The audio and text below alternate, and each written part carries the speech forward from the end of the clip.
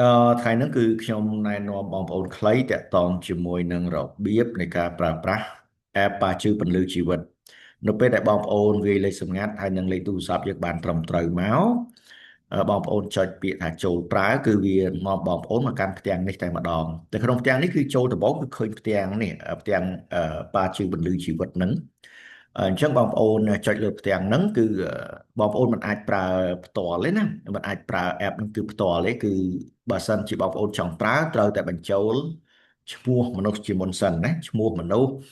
ខែឆ្នាំកំណើតរបស់គាត់ហើយនឹងម៉ោងកើតរបស់គាត់ឲ្យបានត្រឹមត្រូវណាឲ្យបានត្រឹមត្រូវអញ្ចឹងដើម្បីបញ្ចូលគឺបងប្អូនចុចនៅលើសញ្ញាក្បាលមនុស្សខាងស្ដាំដៃខាងលើហ្នឹង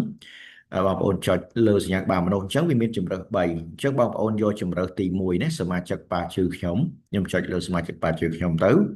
នៅពេលដល់ផ្ទាំងនេះគឺបងប្អូនឃើញពាក្យថាបន្ថែមសមាជិកអញ្ចឹងបងប្អូនឃើញលេខប្រមាណគឺបានន័យថាបងប្អូនអាចបន្ថែមមនុស្សបានប៉ុណ្ណឹងអ្នកឃើញ2បន្ថែម2បាន2ឃើញ5បន្ថែមបាន5ឃើញ10បន្ថែមបាន10ឃើញ50បន្ថែម50ឥឡូវគឺខ្ញុំមានចំនួនសមាជិក50នាក់អញ្ចឹងយើងត្រូវការមើលនរណាយើងបញ្ចូលនៅនឹងអញ្ចឹងបងប្អូនបញ្ចូលនៅពេលដែលចុចថាបន្ថែមសមាជិកគឺបងប្អូនត្រូវវាយឈ្មោះគាត់ឲ្យបានត្រឹមត្រូវឧទាហរណ៍ថាខ្ញុំត្រូវការមើលកូនខ្ញុំឈ្មោះគៀនរិនបាទគៀនរិនអញ្ចឹងខ្ញុំវាយពាក្យថានរិនហ្នឹងវាយឈ្មោះគាត់ទៅប៉ុណ្ណឹងហើយបន្តមកទៀតគឺយើងជ្រើសរើស page គាត់ page ប្រុសអញ្ចឹងបាទយើងជ្រើសរើស page របស់គាត់ហើយយើងជ្រើសរើសថ្ងៃខែឆ្នាំកំណើតរបស់គាត់អញ្ចឹងការជ្រើសរើសថ្ងៃខែឆ្នាំកំណើតហ្នឹងគឺបងប្អូនត្រូវបញ្ចូលដោយការប្រុងប្រយ័ត្នអឺអញ្ចឹងកូនខ្ញុំគឺកើតឆ្នាំម៉ាន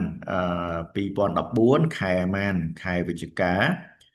ថ្ងៃទី6អញ្ចឹងខ្ញុំបញ្ចូលបាទបញ្ចូលហើយបងប្អូនពិនិត្យមើលថាតើត្រូវឬខុសត្រូវហើយ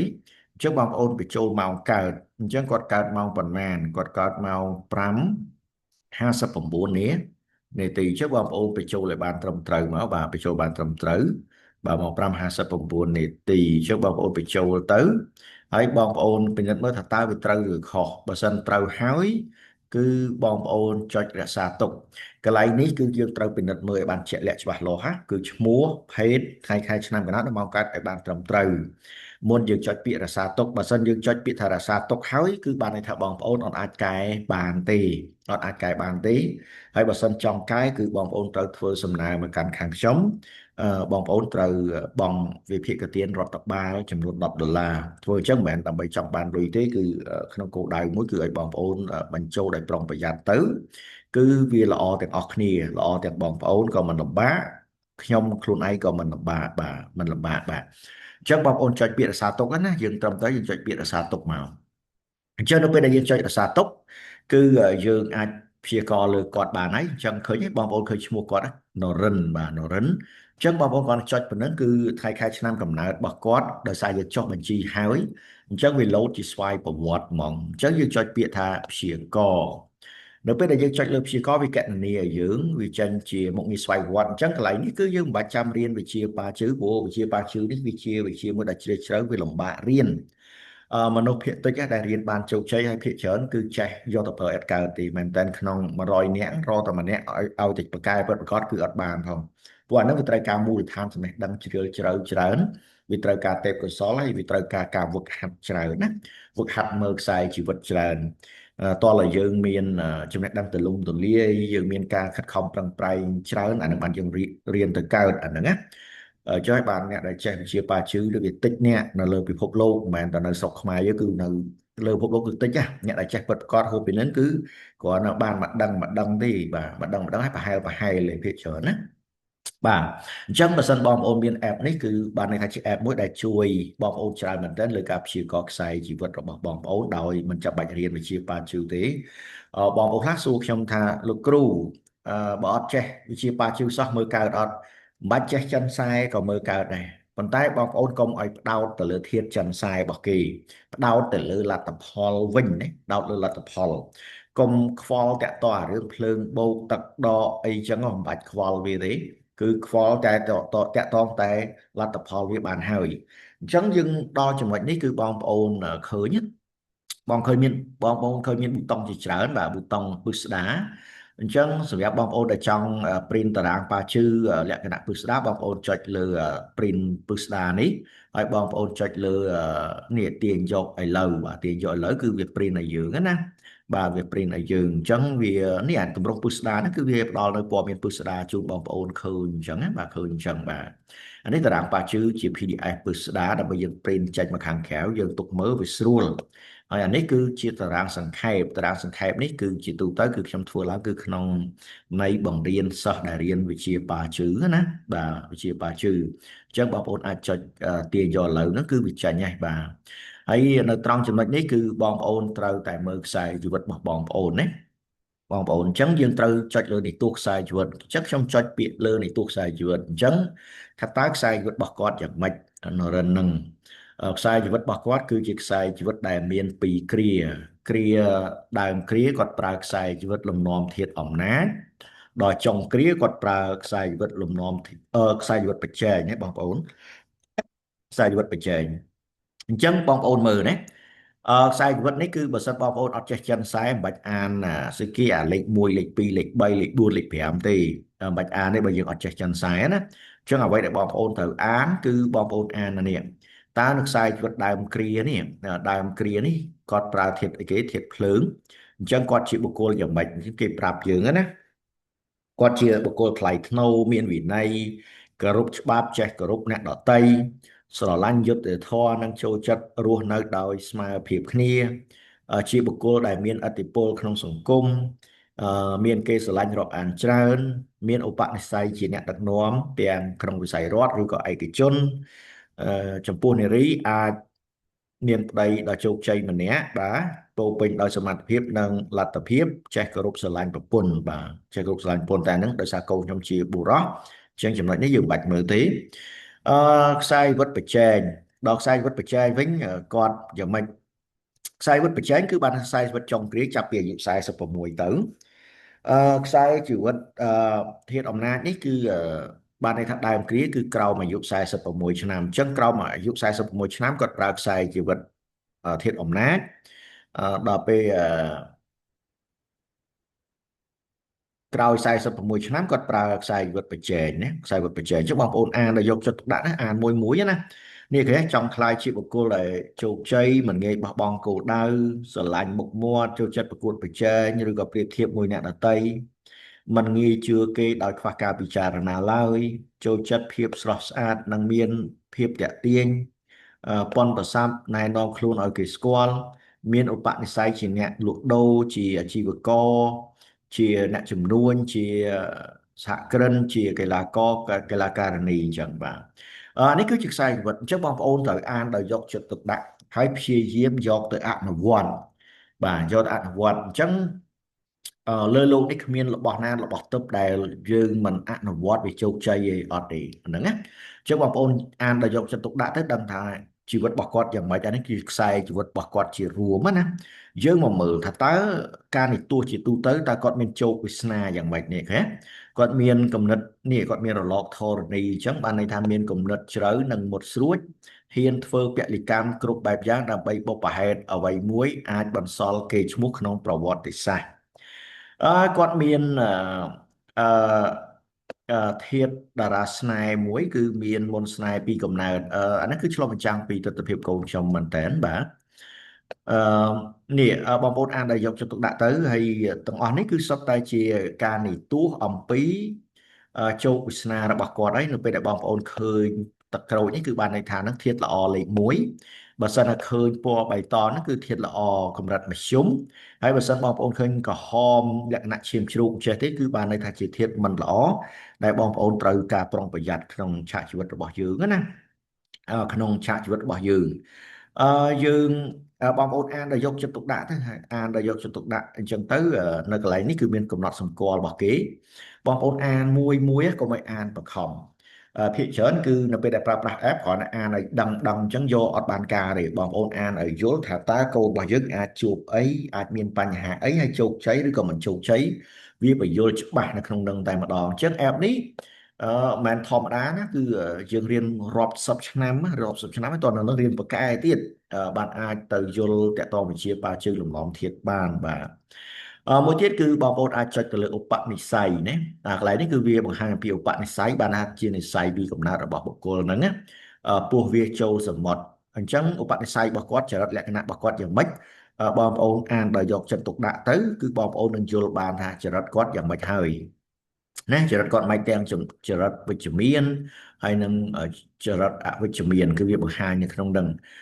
ចរិតគឺជាកត្តាមនុស្សកន្លែងណាដែលជាចំណុចវិជ្ជមានយើងត្រូវតែប្រកាន់ខ្ជាប់ត្រូវខិតខំប្រឹងអនុវត្តតកតងរឿងហ្នឹងដោយឡែកតកតងចំណុចអវិជ្ជមានយើងត្រូវការកែលម្អបាទកែលម្អកន្លែងណាដែលជាចំណុចមិនល្អយើងព្យាយាមកែណាបាទកែអឺបងប្អូនអាចចុចមកមើលការងារនៅជំនួញនេះការងារឬជំនួញនេះគឺសំខាន់ណាបង្ហាញអំពីឧបនិស្ស័យរបស់មនុស្សថាតើបុគ្គលម្នាក់ហ្នឹងគឺដើម្បីទទួលបានជោគជ័យគាត់គួរតែប្រកបរបរដែលពាក់ព័ន្ធជាមួយនឹងវិស័យអ្វីខ្លះហើយធ្វើជាអីខ្លះកន្លែងនេះគឺខ្ញុំអត់ប្រើធាតុល្អនិងធាតុមិនល្អទេដែលបងប្អូនប្រើថាធាតុត្រូវការហ្នឹងគឺអត់ទេគឺខ្ញុំប្រើយន្តការតារាទេពណាខ្ញុំប្រើយន្តការតារាទេពជាសំខាន់បាទយន្តការតារាទេពគឺជាយន្តការមួយដែលវាត្រឹមត្រូវខ្លាំងហើយយើងអាចចុចទៅលើសម្ព័ន្ធភាពនិយាយរួមជោគជ័យរបស់មនុស្សឬក៏បរាជ័យវាស៊ីសងនឹងសម្ព័ន្ធភាពគឺថាបុគ្គលដែលយើងខ្សែគប់ជាមួយបុគ្គលបែបណាដែលយើងយកជាគូសកលរបស់យើងធ្វើជាប្រពន្ធធ្វើជាប្តីរបស់យើងបុគ្គលបែបណាយើងសហការរកស៊ីជាមួយបុគ្គលបែបណាយើងគួរតែធ្វើការក្រោមឱវាទគាត់យកគាត់ជាចៅហ្វាយងាយបុគ្គលបែបណាយើងគួរតែជួលគាត់មកធ្វើការងារឲ្យយើងជាបុគ្គលិករបស់យើងហើយនឹងបុគ្គលសំខាន់ដែលយើងខ្សែគប់អាចជាមិត្តភ័ក្តិអាចជាបងប្អូនឬ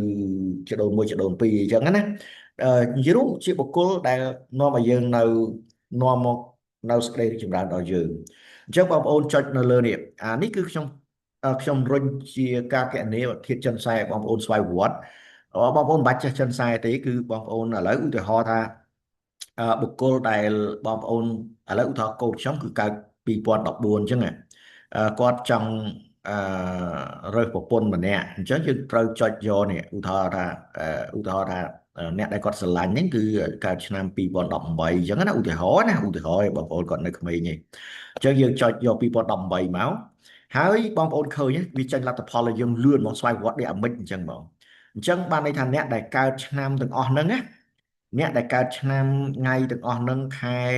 ហើយនឹងឆ្នាំទាំងអស់ហ្នឹងគឺជាបុគ្គលដែលមានសម្ព័ន្ធភាពល្អជាមួយនឹងយើងហើយនឹងម៉ោងហ្នឹងបាទម៉ោងហ្នឹងបើសិនបងប្អូនអត់បានរកម៉ោងដល់ទេឧទាហរណ៍ថាពេលខ្លះយើងពិបាកដើររកមនុស្សតាមចិត្តយើងប្រាថ្នាបានណាអញ្ចឹងត្រឹមតែឆ្នាំខែថ្ងៃក៏យកទៅបាទយកទៅបុគ្គលហ្នឹងគឺជាបុគ្គលមួយដែលជួយយើងឲ្យចម្រើនបើសិនជាយើងយកគាត់ជាគូស្ករធ្វើឲ្យយើងរកស៊ីធូរបងប្អូនរកស៊ីធូរសម្ព័ន្ធភាពគ្រួសារគឺល្អរស់នៅសុភមង្គលស្រឡាញ់គ្នាដល់ចាស់ព្រឹកចាស់ព្រេងអត់ងាយបែកគ្នាទេហើយស្ដាប់យោបល់គ្នាទៅវិញទៅមកហើយគោរពគ្នាទៅវិញទៅមកហើយរកស៊ីមានបានណារកស៊ីមានបានធម្មតាគ្រួសារមួយក៏ណាឆ្លោះគ្នារាល់ថ្ងៃរកស៊ីអត់មានទេអាចទៅដោះស្រាយវិបត្តិផ្លូវចិត្តណាបងប្អូននេះហើយកន្លែងនេះគឺមាន3កម្រិតកម្រិតសម្រិតកម្រិតប្រាក់ហើយនិងកម្រិតមាសអញ្ចឹងខុសគ្នាបើសិនបងប្អូនយកកម្រិតមាសគឺលទ្ធផលវាអាចតិចនេះវាអាចតិចឬក៏វាច្រើនតាមនឹងតែបើសិនបងប្អូនយកកម្រិតប្រាក់គឺបានន័យថាជាកម្រិតមួយដែលវាល្អក៏ដែរប៉ុន្តែវាមិនល្អខ្លាំងដោយកម្រិតមាសណាមួយទៀតគឺកម្រិតសម្រិតណាបងប្អូនបានកម្រិតសម្រិតអានេះគឺជា app មួយដែលមានមុខងារស្វ័យប្រវត្តិដែលវារុញលទ្ធផលឲ្យបងប្អូនអញ្ចឹងគឺបងប្អូនគ្រាន់តែមើលឆ្នាំខែនឹងទៅគឺចប់រឿងហើយចប់រឿងហ្នឹងណាបុគ្គលដែលយើងខ្សែគប់ជាមួយគឺសំខាន់មានពេលខ្លះអត់សំខាន់ថាយើងចេះច្រើនប៉ុណ្ណាទេសំខាន់ថាតើយើងខ្សែគប់មនុស្សត្រូវបានប៉ុណ្ណាយើងយកប្រពន្ធត្រូវយើងយកប្តីត្រូវអាហ្នឹងគឺរីកចម្រើនយើងរកស៊ីជាមួយដៃគូយើងត្រូវស្មោះស្ម័គ្រជាមួយគ្នាគឺរីកចម្រើនយើងធ្វើការក្រោមឱវាទជាមួយនឹងចៅហ្វាយនាយយើងត្រូវអានឹងគឺជីវិតយើងរីកចម្រើនយើងមានបុគ្គលិកក្រោមអាវ៉ាតមួយដែលជាបុគ្គលមួយដែលមានសម្ព័ន្ធភាពល្អជាមួយយើងអានឹងគឺយើងរីកចម្រើនលក្ខណៈណាបងប្អូនណាអាសម្ព័ន្ធភាពគឺសំខាន់ណាសំខាន់មែនតើអានឹងគឺជាកត្តាការកែខ្សែជីវិតហើយការកែខ្សែជីវិតចុះបងប្អូនត្រូវអានដោយការប្រុងប្រយ័ត្នហើយព្យាយាមដើររកបុគ្គលដែលពាក់ព័ន្ធជាមួយនឹងខែឆ្នាំកំណើតនឹងយកមក ខ្សែគប់ជាមួយយើងបាទយកខ្សែគប់ជាមួយយើងក្នុងទំនាក់ទំនងផ្សេងដូចខ្ញុំបានរៀបរាប់មិញណាបងប្អូនបាទឥឡូវយើងទៅបន្តគឺតកតងការរើសវេលាល្អផ្ទាល់ខ្លួនណាវេលាល្អផ្ទាល់ខ្លួននេះគឺជាវេលាល្អដែលទៅកាន់អនាគតកាលបានន័យថាចាប់ពីពេលបច្ចុប្បន្នទៅកាន់អនាគតកាលយើងធ្វើអ្វីក៏ដោយគឺយើងត្រូវគោរពតាមពេលវេលាថាពេលវេលាណាជាពេលវេលាល្អរបស់យើងជាពេលវេលាមួយដែលធ្វើឲ្យយើងមានការរីកចម្រើនអញ្ចឹងបងប្អូនអាចចុចមកឧទាហរណ៍ថានរិននេះនៅឆ្នាំ2026នេះគាត់ចង់ដឹងថាតើនៅថ្ងៃខែឆ្នាំណាដែលគាត់ជាពេលវេលាល្អរបស់គាត់ជាពេលវេលាល្អផ្ទាល់ខ្លួនបានន័យថាជាពេលវេលាមួយដែលរិស័យរបស់គាត់គឺឡើងខ្លាំងបើសិនជាគាត់សម្រេចចិត្តធ្វើអីនៅពេលហ្នឹងគឺធ្វើអីក៏ជោគជ័យដែរគឺសម្រេចចិត្តត្រូវហ្មងណាបាទសម្រេចចិត្តត្រូវបាទសម្រេចចិត្តត្រូវឧទាហរណ៍ថាបងប្អូនត្រូវទៅជួបចៅហ្វាយនាយដើម្បីសុំឡើងឋានៈបុណ្យស័ក្តិអាហ្នឹងបើយើងទៅថ្ងៃហ្នឹងម៉ោងហ្នឹងខែហ្នឹងអាហ្នឹងគឺល្អបើយើងទៅចរចារកស៊ីជាមួយគេបើយើងអនុវត្តតាមហ្នឹងបានគឺល្អបាទល្អអញ្ចឹងឧទាហរណ៍នរិនថ្ងៃដែលល្អរបស់គាត់គឺថ្ងៃ6ខែធ្នូឆ្នាំ2026អាធិធចិនសែនបើសិនបងប្អូនចេះចិនសែនអានទៅបើថាអត់ចេះមិនបាច់ទេហើយមើលម៉ោងនេះឃើញ11ទៅកាន់ម៉ោង12:59អញ្ចឹងបងប្អូនព្យាយាមអនុវត្តទៅតកតនៅវេលាល្អនេះគឺខ្ញុំសម្រិតសម្រាំងណាអនុគមធាតុហ្នឹងមិនមែនចេះសម័យសម័យទៅពីទេអាហ្នឹងគឺត្រូវការសិក្សាច្រើនឆ្នាំណាធ្វើអាហ្នឹងវេទនាមែនតើវេទនាមែនតើអញ្ចឹងបងប្អូនព្យាយាមប្រើប្រាស់ពេលវេលាល្អផ្ទាល់ខ្លួនឲ្យបានច្រើនប្រើកាន់តែច្រើនគឺជីវិតរបស់យើងគឺប្រែប្រួលទាំងអស់បាទគឺប្រែប្រួលពីមិនល្អឲ្យទៅជាល្អធ្វើអ្វីក៏ចេះកាក់កបចេះត្រូវអញ្ចឹងណាបងប្អូនសម្រាប់ចិត្តត្រូវមានពេលខ្លះដូចខ្ញុំបានលើកឡើងអញ្ចឹងអត់សំខាន់ថាយើងចេះច្រើនប៉ុណ្ណាទេមិនដែលសំខាន់គេយើងសម្រេចចិត្តត្រូវឬក៏អត់អាការសម្រេចចិត្តត្រូវនេះវាតាក់ទងជាមួយនឹងពេលវេលាដែលយើងធ្វើការសម្រេចចិត្តនឹងឧទាហរណ៍គេហៅយើងទិញដីមួយដុំបើសិនយើងទៅមើលដីចំពេលហ្នឹងគឺហើយយើងចរចាគេជិបចំអាពេលហ្នឹងគឺវាធ្វើឲ្យយើងការសម្រេចចិត្តរបស់យើងវាប្រទៀងទៅត្រូវណាបាទត្រូវអានេះគឺជាចំណុចមួយដែលបងប្អូនគួរតែប្រើឲ្យបានជាប់ជាប្រចាំអានេះគឺខ្ញុំលើកទឹកចិត្តបាទលើកទឹកចិត្តមិនមែនចុចមើលម្ដងម្កាលទេបងប្អូនព្យាយាមប្រើណាក្នុងមួយឆ្នាំមាន12ខែព្យាយាមប្រើទៅខែណាដែលជាថ្ងៃល្អខែល្អម៉ោងល្អរបស់យើងអាហ្នឹងគឺប្រឹងប្រើតាមនឹងបាទប្រើតាមនឹងជាពិសេសអ្នកដែលវិនិយោគអ្នករកស៊ីធំពិបាកនឹងជួបគ្រូចិនសាយជាពិសេសជួបខ្ញុំពិបាកត្រង់ថាពេលខ្លះបងប្អូនចង់ជួបខ្ញុំអឺខ្ញុំរវល់ហើយពេលខ្លះបងប្អូនរវល់អឺខ្លាំងមិនអាចជួបខ្ញុំបានវាដដែលជាដដែលចុះបើសិនមាន app វាជួយយើងបានច្រើនភ្លាមអាចគ្រប់ទីកន្លែងគ្រប់ពេលវេលាសួរថាអាចជឿទុកចិត្តបានទេខ្ញុំផ្ទៀងផ្ទាត់ច្រើនកម្រិតជឿជាក់គឺ95%ឡើងបាទមួយទៀតគឺបងប្អូនត្រូវមើលលើកូនសោជីវិតបាទកូនសោជីវិតនេះគឺសំខាន់ណាកូនសោជីវិតគឺជាចំណុចមួយដែលយើងត្រូវការកែខ្សែជីវិតរបស់យើងតើខ្សែជីវិតរបស់យើងកន្លឹះជីបចរស្លាប់រស់ដើម្បីចង់ឲ្យបានជរីចម្រើនខ្លាំងតើយើងគួរធ្វើយ៉ាងម៉េចវាចង្អុលបង្ហាញយើងវាចង្អុលបង្ហាញនៅកត្តាមនុស្សដល់យើងដូចខ្ញុំបានលើកឡើងអញ្ចឹងចង់កែខ្សែជីវិតគឺត្រូវតែមើលពេលវេលាត្រូវតែមើលតាក់ទងជាមួយនឹងកត្តាមនុស្សគឺខ្លួនឯងហើយនិងអ្នកដតីកត្តាមនុស្សតើយើងត្រូវធ្វើមិនសកម្មភាពយើងធ្វើមិនអញ្ចឹងកន្លែងនេះគឺវាបញ្យលជាក់លាក់ច្បាស់លាស់តែសំខាន់ជាងគេបងប្អូនអានមួយអានដោយការប្រុងប្រយ័ត្ននោះបងប្អូននឹងយល់បានទេព្រោះខ្ញុំប្រើពាក្យសាមញ្ញដូចបងប្អូនឃើញនៅលើអេក្រង់នោះស្រាប់បានឥឡូវមួយទៀតគឺតកតងជាមួយនឹងលក្ខណៈពិសេសនេះអានេះគឺខ្ញុំឲ្យប្រើ free សម្រាប់បងប្អូនជាទូទៅលក្ខណៈពិសេសសម្រាប់គ្រូចិនសែទេមែនតើកន្លែងនេះគឺនេះកន្លែងលក្ខណៈពិសេសតារាងនេះសម្រាប់គ្រូចិនសែទេបើសិនបងប្អូនមិនមែនជាគ្រូចិនសែមិនបាច់ខ្វល់ទេមិនបាច់ខ្វល់វាទេកន្លែងនេះគឺបងប្អូនអាចខ្វល់វាបានតាក់ទងទិសបាទតាក់ទងទិសអានេះគឺកតាដីហើយនេះកតាដីគឺកតាហុងស៊ុយណាតែយើងគេងយើងគួរតែគេងបែរទៅទិសខាងណាទិញផ្ទះបែរទៅទិសខាងណាហើយទ្វារចិញ្ចោលដាក់នៅទិសណាវាចង្អុលប្រាប់អញ្ចឹងបងប្អូនគាត់ចុចទៅវាពិពណ៌នាជូនបងប្អូនទាំងអស់នៅក្នុងហ្នឹងណាបងប្អូនអានមួយដែលយកចិត្តទុកដាក់ទៅបានហើយអត់ពិបាកទេ app របស់ខ្ញុំគឺ app សម្រាប់មនុស្សទាំងអស់គ្នាគ្រូចិនសែក៏ប្រើបានចេះតិចចេះច្រើនក៏ប្រើបានសម្រាប់បងប្អូនទាំងអស់គ្នាដែលអត់ចេះចិនសែចេះអក្សរខ្មែរជាក់លាក់ច្បាស់លាស់អានដោយការប្រុងប្រយ័ត្ន ប្រើរដ្ឋបាលទៀតដែរបាទអរគុណច្រើនបងប្អូនតាក់ទងជាមួយនឹង app នេះហើយយើងមើលទៅកាន់បន្ទាប់ថាតើខ្សែជីវិតរបស់យើងនេះខ្សែជីវិត10ឆ្នាំគឺបានន័យថារាសី10ឆ្នាំរបស់យើងរាសី10ឆ្នាំគឺគេចែកទៅជា2គេចែកទៅជា5ឆ្នាំលើ5ឆ្នាំក្រោមណា5ឆ្នាំលើឆ្នាំក្រោមអញ្ចឹងនៅពេលដែលបងប្អូនចូលមកដល់នេះគឺបងប្អូនមិនបាច់ខ្វល់អាទឹកបូកទឹកដក IWDO មានន័យថាម៉េចទេបងប្អូនគ្រាន់តែមើលសន្ទស្សរបស់វាណាសន្ទស្សបងប្អូនឃើញលេខ1លេខ2លេខ3ពណ៌ទឹកក្រូចបានន័យថាជាខ្សែជីវិតល្អនៅពេលដែលបងប្អូនដើរចំខ្សែជីវិតល្អបងប្អូនខំប្រឹងប្រែងទៅប្រឹងកាន់តែច្រើនគឺកាន់តែជោគជ័យកាន់តែល្អណាបងប្អូនណាប្រឹងកាន់តែច្រើនគឺកាន់តែល្អអាហ្នឹងគឺមិនមែនយើងចង់រឹងដេកមិនមែនបំផ្ទុះលៀបមិនមែនបញ្ចុះ DNA ដាក់កញ្ចក់ដៃកញ្ចក់ជើងធ្វើសក់ទេគឺបងប្អូនត្រូវតែប្រើពេលវេលាឲ្យបានត្រឹមត្រូវនេះពេលណាដែលយើងពេលល្អយើងខំប្រឹងទៅកុំចង់រឹងដេកកុំស្ពឹកស្រពន់ហើយនៅពេលដែលបងប្អូនឃើញលេខ3លេខ4លេខ5ពណ៌ឈាមជ្រូកនេះបាទឈាមជ្រូកនេះគឺបងប្អូនត្រូវតែធ្វើម៉េចត្រូវតែមានការប្រុងប្រយ័ត្នខ្ពស់បាទប្រុងប្រយ័ត្នខ្ពស់ក៏ប៉ុន្តែនៅពេលដែលបងប្អូនឃើញក្រហមអញ្ចឹងឈាមជ្រូកអញ្ចឹងក៏កុំបារម្ភដែរមិនមែនថាវាអាក្រក់ទាំង5ឆ្នាំទេឧទាហរណ៍ថាជូតនេះឧទាហរណ៍ថាជូតលេខ5ហើយក្រហមអញ្ចឹងមិនមែនបានន័យថាអាក្រក់ទាំង5ឆ្នាំទេនៅក្នុងឆ្នាំហ្នឹងគឺប្រកាសជាល្អហើយមានឆ្នាំខ្លះគឺឆ្នាំល្អឆ្នាំខ្លះមិនល្អហើយនៅពេលដែលបងប្អូនឃើញអាទឹកក្រូចនេះក៏មិនមែនបានន័យថា5ឆ្នាំល្អទាំង5ឆ្នាំដែរមានឆ្នាំខ្លះល្អហើយមានឆ្នាំខ្លះគឺមិនសូវល្អមិនសូវល្អហើយនៅពេលដែលបងប្អូនឃើញ highlight អាពណ៌ទឹកក្រូចនេះគឺបានន័យថាម៉េចនេះ highlight ដូចខាលនេះបងប្អូនឃើញទេខាលនេះគឺ highlight ពណ៌ទឹកក្រូចទៀតលេខ1 highlight ទឹកក្រូចបានន័យថាក្នុងឆាកជីវិតរបស់បុគ្គលម្នាក់នឹងជោគជ័យរបស់គាត់ដែលជោគជ័យខ្ពស់បំផុតคล้ายទៅជាអ្នកមានស្ដុកស្ដំណាគឺនៅចន្លោះពី36ទៅ40នេះ31 40អញ្ចឹងនៅពេលដល់ពេលនោះគឺខំប្រឹងឲ្យអស់លទ្ធភាពมันអាចចង់រឹងដេកมันអាចបំផ្ទុះលៀបมันអាចអីគេរៀបហុងស៊ុយដាក់អីគេដាក់អីគេកឡទ្របឬក៏ទិញអារបស់នេះរបស់នោះអានេះគេផយើងទេអានឹងខ្ញុំជម្រាបទៅតកតនឹងរឿងចិនសែគឺតកតរឿងពេលវេលាទីកន្លែងហើយនឹងមនុស្សយើងធ្វើឲ្យបានត្រឹមត្រូវគឺទៅបានហើយទៅបានហើយអញ្ចឹងបងប្អូនគ្រាន់តែមើលសន្ទុះនឹងបានហើយសម្រាប់បងប្អូនដែលអត់ចេះចិនសែបាទអត់ចេះចិនសែ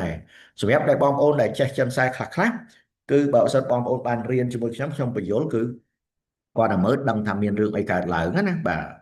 ឥឡូវយើងទៅបន្តទៀតអញ្ចឹងនេះដូចតាក់ទងជាមួយនឹងគៀននរិននេះនៅឆ្នាំ2026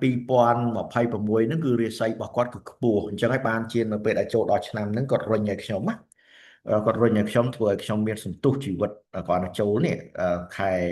2ថ្ងៃ4ក្រោយនឹងភ្លាមគឺសន្ទុះខ្លាំងហ្មងណាអ្វីដែលជាបញ្ហាគឺដោះចេញទាំងអស់ដោះចេញទាំងអស់បាទដោះចេញទាំងអស់ហើយបងប្អូនជឿជាក់ច្រើនជាងមុនដោយសារគេគាត់ជោគជ័យបើសិនគាត់ជោគជ័យបានន័យថាអ្វីៗទាំងអស់គឺគាត់រុញមកឪពុកម្ដាយអីពួកគាត់នៅក្នុងការគ្រប់គ្រងរបស់យើងបាទការគ្រប់គ្រងរបស់យើងអញ្ចឹងបងប្អូនព្យាយាមប្រើប្រាស់ពេលវេលាបានល្អនៅពេលដែលបងប្អូនឃើញលេខ1លើក្រោមបានន័យថាមួយឆ្នាំពេញហ្នឹងគឺបងប្អូនទទួលបានជោគជ័យខ្លាំងនេះដូចគាត់ហ្នឹងគឺរៀនប៉ាកែណារៀនប៉ាកែម៉ោងហ្នឹង2026ហ្នឹងអាយុ11ឆ្នាំហ្មងណា12ឆ្នាំក៏រៀនប៉ាកែដែរដល់អាយុ20អាយុ13ឆ្នាំ2028គាត់ដើរចំធាតុមិនល្អរបស់គាត់គឺលេខ3ពណ៌ឈាមជ្រូកហើយនិងលេខ5ពណ៌ឈាមជ្រូកអាហ្នឹងត្រូវមានការប្រុងប្រយ័ត្នខ្ពស់ណាប្រុងប្រយ័ត្នខ្ពស់អញ្ចឹងកន្លែងនេះគឺបងប្អូនអានដោយយកចិត្តទុកដាក់ទៅហើយបើសិនបងប្អូនឃើញលេខ1ខាងលើឃើញពណ៌ទឹកក្រូចខាងលើអាខាងលើនេះគឺតំណាងឲ្យ5ខែដំបូង5ខែដំបូងសំទោសតំណាងឲ្យ6ខែដំបូងគឺកន្លះឆ្នាំដំបូងហើយខាងក្រោមនេះគឺកន្លះឆ្នាំក្រោយណាកន្លះឆ្នាំក្រោយប៉ុន្តែយើងអាចគណនារកតម្លៃមធ្យមបានថារិស័យជាមធ្យមរបស់គាត់ឥឡូវយើងមើលរិស័យប្រចាំខែខ្សែយុទ្ធប្រចាំខែគឺនៅក្នុងឆ្នាំ2026ខែណាជាខែល្អអញ្ចឹងបងប្អូនព្យាយាមមើលណាអញ្ចឹងខែដែលល្អគឺបានន័យថាជាខែដែលពណ៌ទឹកក្រូចលេខ1លេខ2លេខ3ពណ៌ទឹកក្រូចខែមិនល្អគឺបានន័យថានៅពេលដែលបងប្អូនឃើញលេខ3លេខ4លេខ5ពណ៌ឈាមជ្រូកបាទជាប់ពណ៌ឈាមជ្រូកត្រូវខំប្រឹងអញ្ចឹងជាទូទៅនៅពេលដែលបងប្អូនឃើញថាឆ្នាំហ្នឹងពណ៌ទឹកក្រូច វាមិនមែនគ្រប់ខែទាំងអស់សិតតែទឹកក្រូចទេប៉ុន្តែកាលណាឆ្នាំទឹកក្រូចបានន័យថាក្នុងខែភាគច្រើនគឺទឹកក្រូចខែខ្លះគឺវាពណ៌ឈាមជ្រូកអីចឹងខ្លះអញ្ចឹងទៅណាដោយករណីនេះកូនខ្ញុំជាក់ស្ដែងគឺពណ៌ឈាមជ្រូករបស់គាត់គឺមានចំនួនតិចជាងពណ៌ទឹកក្រូចណាពណ៌ទឹកក្រូចគឺច្រើនមែនតើដោយសារតែគាត់ដើរចំឆ្នាំល្អរបស់គាត់បាទឆ្នាំល្អរបស់គាត់ទាំងលើទាំងក្រោមអញ្ចឹងគាត់មានសំណាងធំណាមានសំណាងធំសម្រាប់ឆ្នាំ2026នេះកាល2025គាត់រៀងធ្លាក់លេខច្រើនគាត់លេងហ្គេមច្រើនដល់2026នេះចូលដល់ខែ2ភ្ញាក់រលឹកច្រើនបាទភ្ញាក់រលឹកច្រើនហើយបន្តិចទៀតគឺលោកគ្រូនឹងផ្ដល់ជាកាដូពិសេសជូនបងប្អូនទៀតគឺខ្សែជីវិតប្រចាំថ្ងៃអញ្ចឹងបងប្អូនអាចតាមដានរិស័យប្រចាំថ្ងៃបងប្អូនសុខចិត្តមែនតើបើសិនជាបងប្អូនស្គាល់ថ្ងៃខែឆ្នាំកំណើតនិងម៉ោងកើតពិតប្រាកដម៉ោងកើតពិតប្រាកដហើយមួយទៀតគឺបងប្អូនស្គាល់អំពីថ្ងៃណាគឺជាថ្ងៃគ្រោះភ័យរបស់យើងដែលយើងត្រូវការប្រុងប្រយ័ត្នខ្ពស់តើតសុវត្ថិភាពចរាចរណ៍ឥឡូវនេះអត់បានទេគ្រោះថ្នាក់មួយផ្លែតទេផ្លឹកទៅភ្លាម